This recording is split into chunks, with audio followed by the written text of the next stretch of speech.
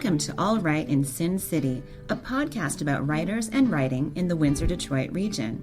Your podcasters today are Sarah Jarvis, former bookseller, publishing rep, and literary festival chair. Kim Conklin, Windsor-based writer and filmmaker. And me, Irene Moore Davis, author, educator, and local historian.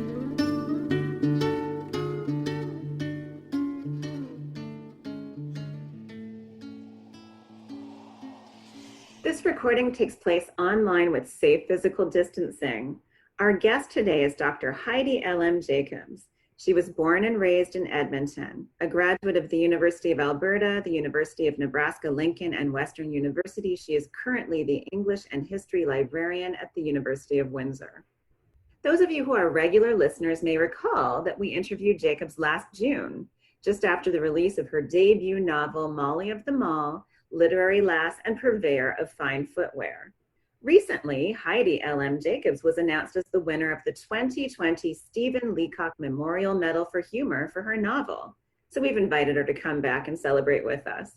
Welcome, Heidi. Hi, nice to see you all. Thank you for having me again. Thank you for being had. A great deal has happened since you released Molly of the Mall just a little over a year ago. What has surprised you most about the way your novel has been received, whether by critics or by readers? I'd sort of forgotten about it because it was released and, it just sort of worked its way through things and people would email every once in a while and then suddenly it's got this big new explosion and it's been really quite remarkable to be talking to you about this book in my office where I wrote it at the desk. So it's very strange to have all these people sort of in my space talking about stuff that was in my head and on my laptop for so long. So but yeah, it's been quite remarkable. I just got a tweet the other day. Someone said, I've never read a novel that seems like it was written especially for me, and I thought that was really quite lovely. So I think there's a few people out there who are connecting out with it and then and finding it funny too, which is always really good too. So, speaking of funny, was it meant to you to win the Leacock Medal? Well, I was telling someone it was sort of kind of like winning the gold in the funny person Olympics in Canada because it was just, it was really quite remarkable. And I was really, really thrilled. My brother, Paul, had said, your humor is very much like your mom's and your aunts, and so that was really lovely because they're no longer with us, but I was really gratified that their humor is been recognized, and so the White with a Y family humor is recognized. I imagine them laughing away too and giggling, so that was really, really lovely and gratifying. So where were you when you heard the news, and what was your first reaction? Well, I knew I would hear it was Friday the 5th, I think it was. But I didn't know how and I didn't know when. And so I got up and it was a really lovely day and I went for a long run and came back and checked my phone and I had the alarm on just in case, like it's usually silent. So I turned it on. But I sat there and I watched my bird feeders for a while and I had some water and I just enjoyed the day. And then I just happened to look over at my phone and all these alerts. It was like you've got 18 alerts on Twitter, and I thought, oh my, what's going on here? And that's how I found out that it was. I think Twitter knew before I did, and then I realized I actually hadn't turned the alarm on my phone, so I missed a phone call from the Leacock people, and so I went inside and found my husband Dale, and I said, I think I won, and we looked at it, and you did, and I was just so shocked because I had actually placed 2 wagers, one on Crow and one on the Drew Hayden Taylor play. So I owe some people 2 shiny toonies for those bets. So so I was really shocked. I'm still sort of shocked actually that it hasn't quite sunk in yet. Let the record reflect that within 24 hours prior to that announcement, I also called it. You did. Girl. Yep. With a U, yeah. Girl with a U. Yeah. So due to the pandemic, there is no gala for the 2020 Leacock finalists this year. Instead, you and the other 2 finalists will be honored in 2021. So right. This means that you have an entire year to choose your fine footwear. Yes. Subject matter of your novel, how much pressure are you feeling about the shoes? A lot, actually. Actually, at my launch in Edmonton, somebody said, I'm very disappointed in, and I thought, my book? And she said, your choice of footwear tonight, which I thought it was much more elaborate. And I thought, well, I also realized I have to stand for an hour and or more. So, yeah. So I'm going to have to work on it a little bit more for this. Yeah, it's awful. Publishing people are very judgmental about shoes, which is possibly one of the reasons I'm not in the business anymore. So, well, yeah, it's just a combination of librarian and publishing. It's just, yeah. Yeah. Now, will there be a gown to go with this, or are you going to start with the shoes and work your way up? Well, I don't know. I really don't know. I did see a pair of Hello Kitty Doc Martens, and I thought, oh, I could start there. I don't know. Yeah, did you buy the dress to match the shoes? Probably for this novel. I think I should. Yeah. Yeah, you probably won't be able to compete with like high heels, but if you go stylishly in the other direction, I think you might be onto something. I might, or maybe I'll just bring about 5 or 6 pairs and just rotate through the gala. I think that might work, and then I'll, hedge my bets on them. You'll have to assess whether you have to climb stairs to a stage or something like that. Exactly. So many things to think about. Yeah. But there is, I mean, with the shoe on the cover of the book, there's a lot of pressure. A footwear fashion show does sound like a good idea. Oh, yeah, I think so, definitely. So you are working on a couple of other books. What can you tell us about them? I am. I'm working on one with my husband, Dale Jacobs, called 100 Miles of Baseball. And shoes are mentioned in that book. And it's a book about 2018, Dale and I went to 50 baseball games within a 100-mile radius of our house in one summer. So it's a 2-voiced narrative of what all that entails. And I do talk about shoes and Jane Austen and root vegetables. I do talk about those things. So that's coming out next opening day in 2021, so March 2021.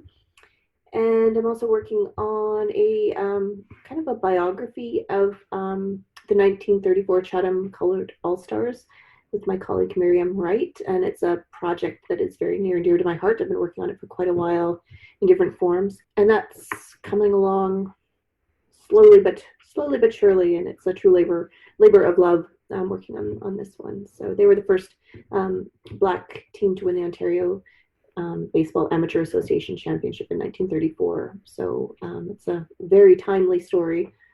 It's always a timely story, but it's I think a lot of people are more interested in our local history than they have been for a while. So I'm excited to get that one out as well.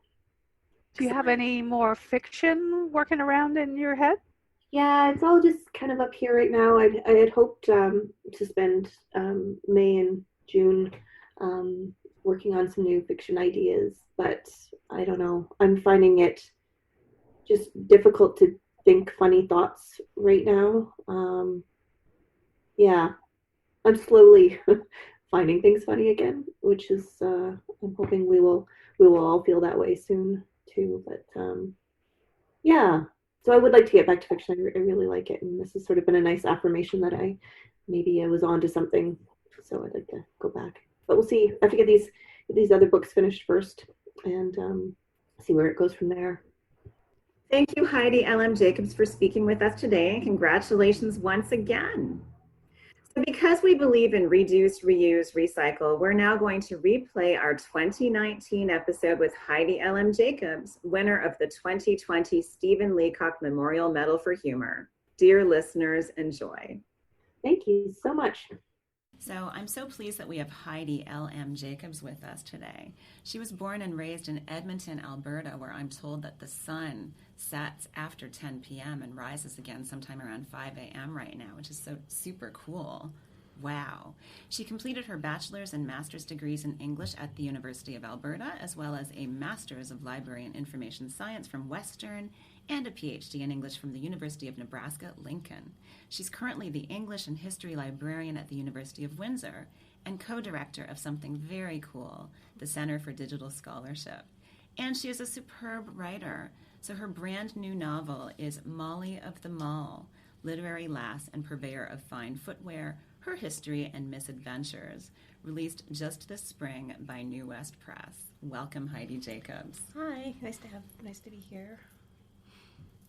So why Moll Flanders? What about the historical version of the character appealed to you? Well, it's funny. Because you had mentioned you might talk to me about that, so I brought my original undergrad copy, which I'm holding up to the microphone, which is really useful in a podcast. But what was funny is here's my bookmark from probably page 172 from when I first read it as an undergrad, and I didn't finish it then, and it wasn't until I was toward the end of my revisions with this book that I thought I should actually read the whole book, and I did. But one of the things that I found interesting was I had changed the Moll, M-O-L-L, to M-A-L-L as an undergrad, thinking that it was a really funny thing. And so I had the idea years and years and years ago about, wouldn't it be funny to do a book about West Edmonton Mall with Moll Flanders? So it kind of came as a joke, and then I thought, actually, this might work. And so I kept working on it, and the original title for the book was Edmonton Moll Flanders, and we had to change it for a range of reasons, but I think it was one of those things that actually worked, and once we got rid of the title, it still actually sort of worked in terms of coming to terms with who you are and where you're from and all sorts of things that you think are set in stone, which actually are a little more flexible than you might realize. So that's where that came from. May I just comment for the people who aren't looking at this scene right now that Heidi held up her book and showed us that the bookmark in question was an ATM receipt from CIBC circa 1980 or 90 something. 88, yep. 1988. September. What is the most ridiculous thing you've ever used as a bookmark to date? Wow. Food, probably. Not bacon. Not bacon, no. Like, just usually it's wrapped, That's good. Yeah, that's helpful. Yeah. I'm fond of old lottery tickets too. So.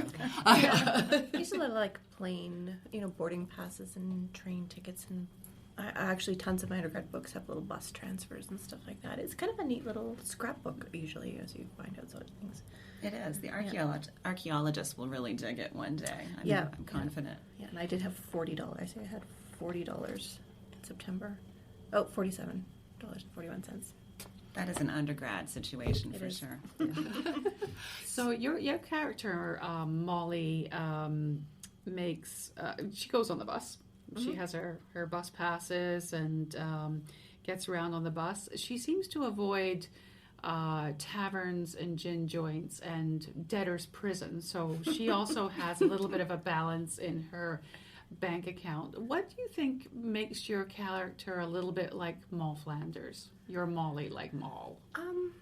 Well, there is a part later in the book where her dad actually talks about what he had hoped. So that it necessarily isn't the character. But one of the things that he liked about the name, which he gave to her, was that sort of that sense of triumph over adversity, that ability to overcome obstacles. Now, granted, a romantics paper isn't quite the same as debtor's prison. Of course, it's all sort of relational. But he sort of liked the fact that she persevered and she came out and was sort of victorious and true to herself. And I think that's a really important component of the book, and certainly once I did finally read the book, that's something that I really was happy. It was a happy accident that this happened for her. It took a long time for you to write this book, you've acknowledged. Yes. Tell us a little bit about that process. Yeah, I wouldn't suggest this process in many, many ways, but on the other hand, it's done, and so it worked for me. I started it as a PhD student. I was in a writer's project, and we had to write for like 6 weeks, 5 pages, 5 days a week. So that got really tough, which is good practice actually for writing. It's just actually sitting down and writing when you don't think you have anything to say. And somehow I lucked into, I think that I had that idea about, Moll Flanders, and I started writing that, and people were enjoying it, so I kept writing it. And so by the end of the summer, I had about 60 pages of stuff that I was kind of happy with and people wanted more. So I would kind of touch on it here and there, but it wasn't probably until about 2012 that I actually in earnest sat down and printed off everything I had and laid it out on a table and realized remarkably that there was a story arc.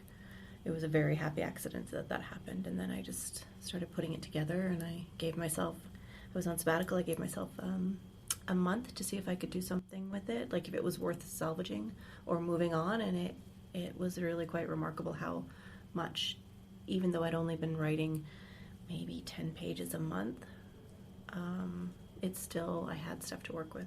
A lot ended up on the floor, but I kept an awful lot of it. So that was pretty exciting to actually see that that worked. So what led to your decision to set Molly in the 1990s rather than any other decade?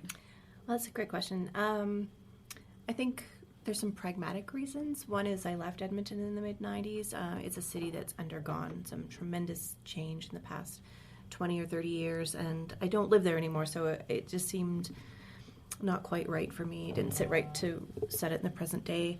And as it turns out, one of the things that's been really useful about it is it's also pre-social media. And I think that as a writer gave me a lot more flexibility in terms of what she can do. It gives her lots of time on her own. These days we are never alone, it seems. We're always sort of connected. So it gave her a lot of time to do some reflection, think through things on her own. There's some plot things that wouldn't have worked in the days of social media, that's for sure. I don't want to give out too much. And then just other little things, like some of the jokes could actually get funny because she can't Google certain things, so she goes on sort of, for consumption, for example, she finds out Emily Bronte dies of consumption, and she just assumes that it's just this romantic thing, that she's just overwhelmed by beauty and the moors and the rain and all this stuff. She just dies from how consumed she is. Well, now she would just Google it and realize it's, TB. So I'm able to do some things like that.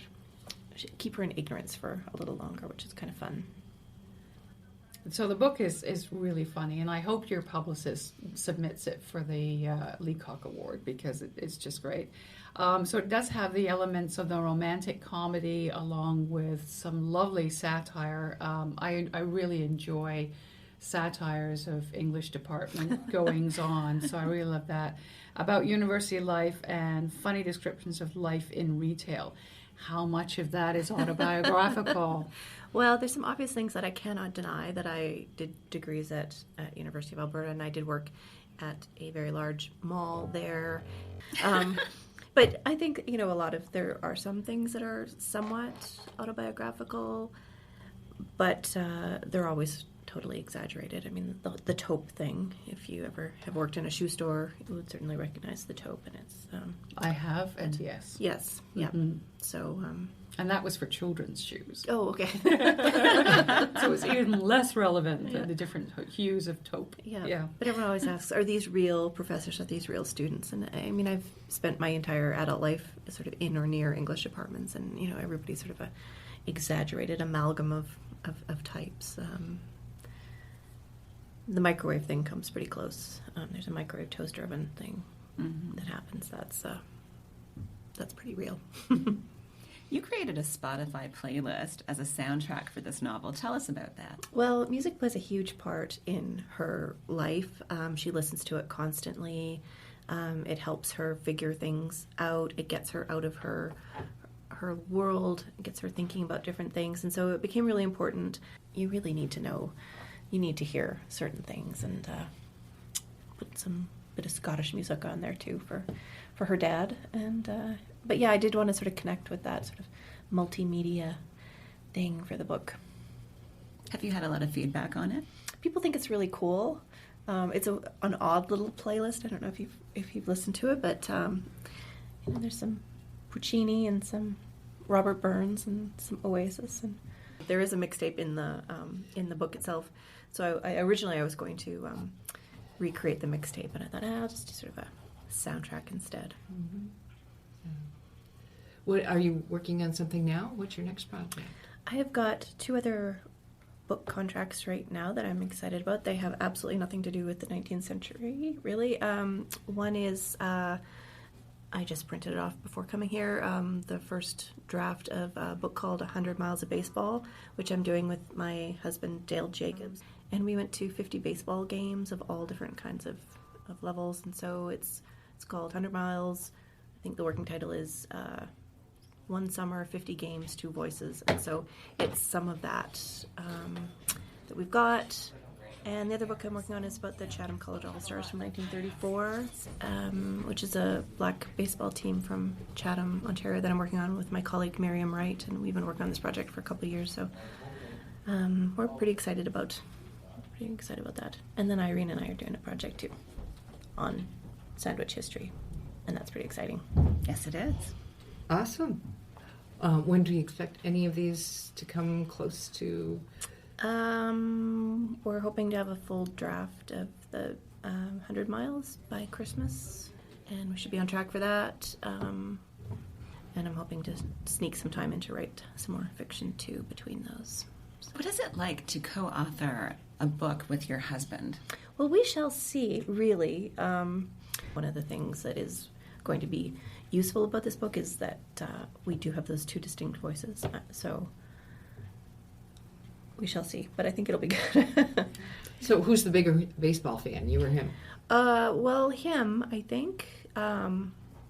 Longer for sure, but yeah, it was a really interesting summer to try and think. It was one of those things that at the end of the summer, I thought, do I still like this sport? As we're, as we did, I'd get home from work at 5:30 and change my shoes and be at the door and drive to Sarnia, like that kind of thing.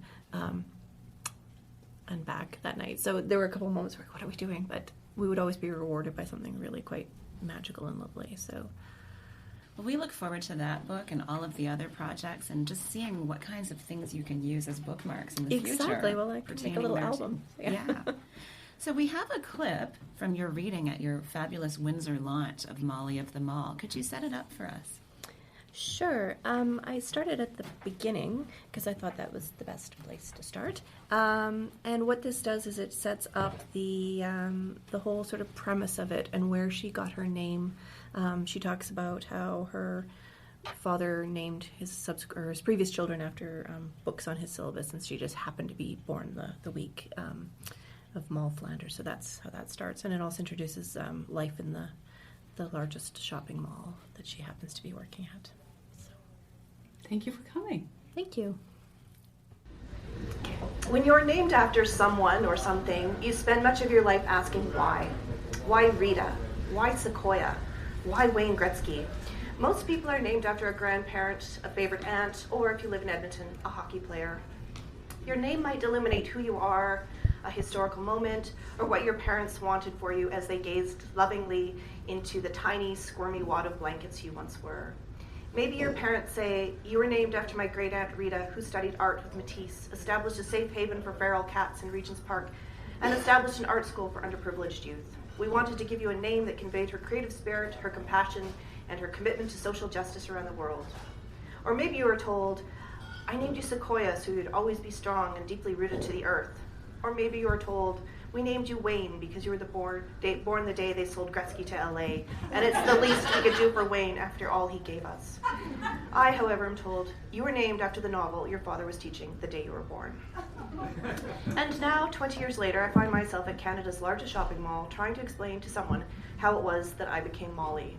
I was completing the paperwork for my new summer job at Le Petit Shoe shoe shop and making small chat with Diana, the regional manager of the company that oversees 4 shoe stores in the mall. Polishing my new name tag, Diana said, Molly, that's a name you don't hear often. I was named after Diana, the Roman goddess of the hunt. Are you named after a famous Molly? I looked up from my paperwork and saw she was well named with her perfect hair and statuesque posture, and I suddenly felt very short and in need of a haircut. I had to confess, I was named after Daniel Defoe's novel, Mall Flanders. It was written in 1722. Without missing a beat, she said, that is unfortunate, isn't it? And I had to agree.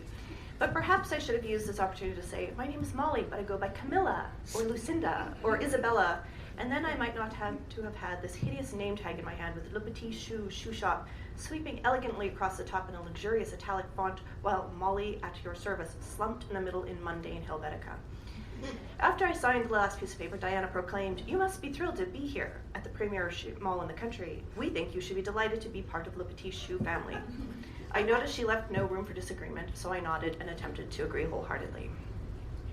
Working at the mall would be very different from being an English major, but I was feeling up for the challenge. I was no longer Molly, soon-to-be third-year English major. I was now Molly, full-time purveyor of fine footwear at your service. As I made my way home on the bus, toting a large pink binder with "Manual for the Purveyance of Fine Footwear" emblazoned on the cover, I was thinking about how my life might have been different had it been named after a Roman goddess instead of a character in a novel neither of my parents liked very much. What I didn't tell Diana was the long story that led to me being named Moll Flanders. As the children of an English professor and an art historian, you might assume that our names would have been chosen with a critical eye to symbolism. However, on the question of our names, there is a long answer and a short answer. I'm still working on the long answer, but the short answer is this. When my oldest sibling, Tess, was born, my father was a newly minted English professor, aglow and agog at the wonders of the British novel. The day she was born, he was preparing to teach Tess of the D'Urbervilles for his The Tragic Vision of Thomas Hardy graduate seminar, and he thought Tess would be a lovely name for his baby girl. My mother, apparently sedated, agreed. She later confessed that she had not finished the book or read my father's dissertation, as she claimed she had. When she did read the novel, she sobbed for our Tess's future. "We named our daughter after a murderess?" If there is an upside to Tess's name, it is this. Had she been born a week later, my father's class was reading The Return of the Native, and Tess would have been Eustacia Vi, and thus condemned to roam the heath she loathes. As Tess, she merely has dramatically flawed relationships with men, even when they're really nice. The downside of Tess's name is that my parents remained committed to using my father's class schedules to name their subsequent children. When my brother was on the way, my mother was convinced she was having another girl, and she thought that Catherine would be a lovely name. My father, feeling perhaps a bit guilty about the whole Tess thing, succumbed to my mother's lobbying and scheduled Wuthering Heights for his love and thwarted lust in Victorian fiction class around the due date. But Catherine was not to be. Their second child was a boy. After emerging from sedation, my mother agreed to name her new baby after another flawed fictional character, and they welcomed son Heathcliff. By the time I showed up, my mother had given up trying to stack the syllables. Partway through eponymy and eponymity in the British novel, I was born and named after Daniel Defoe's novel, Moll Flanders. A class earlier, I would have been Clarissa, and 2 classes later, Belinda. As my mother told me, "Your father first argued for Moll, but I got him to agree to Molly." I nodded gratefully, though noted that on every birthday card, note, or memo, my ever-tenacious father spells my name Molly with the Y in parentheses.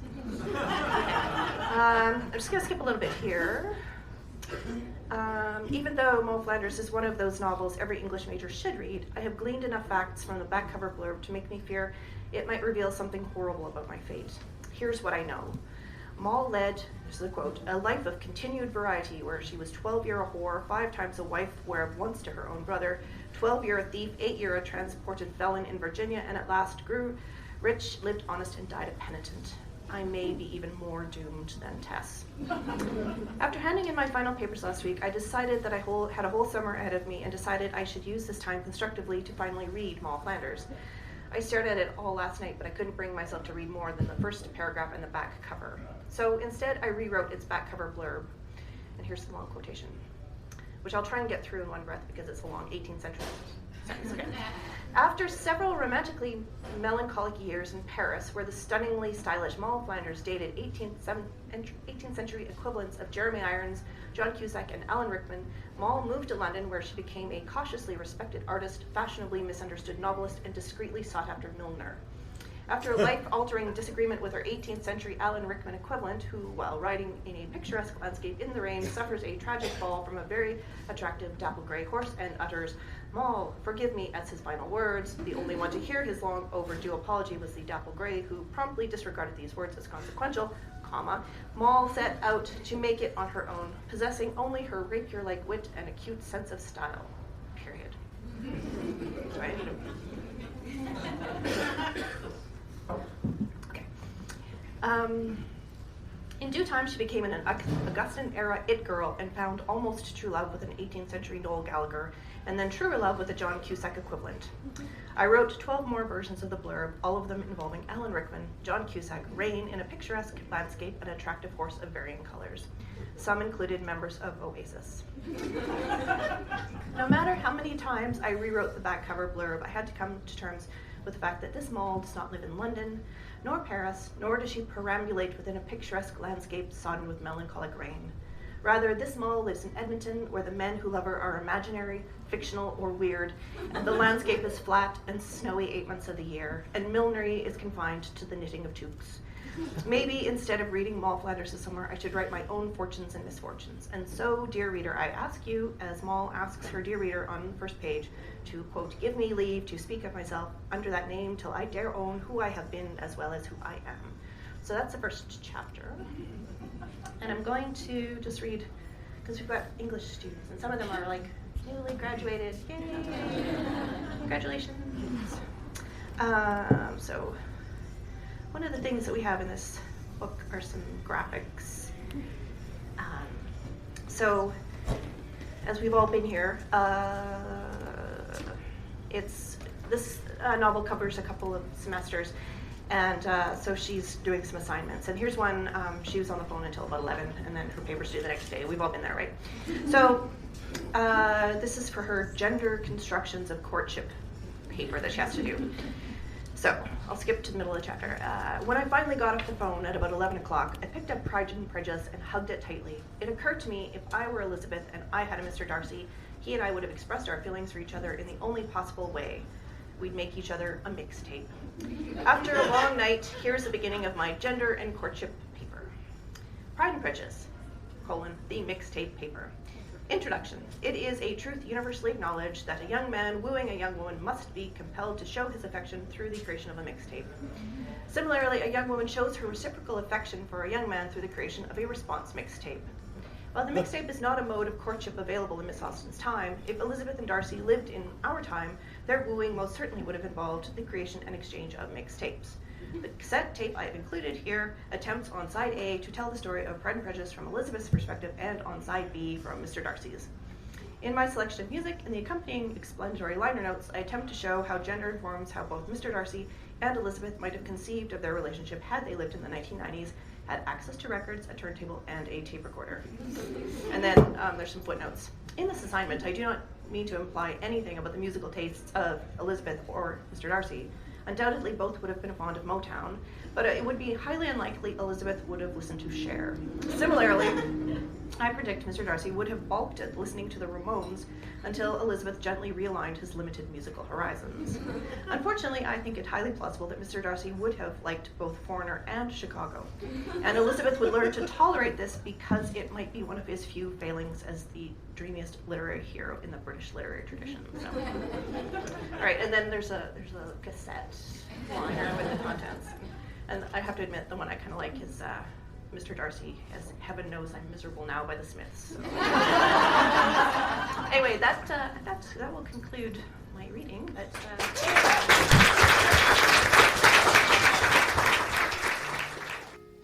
Thanks for joining us. Look for more episodes of All Right in Sin City wherever you listen to podcasts, or check out our website, allrightinsincity.com. For information and announcements of new podcasts, sign up to our email list or follow us on Facebook and Twitter.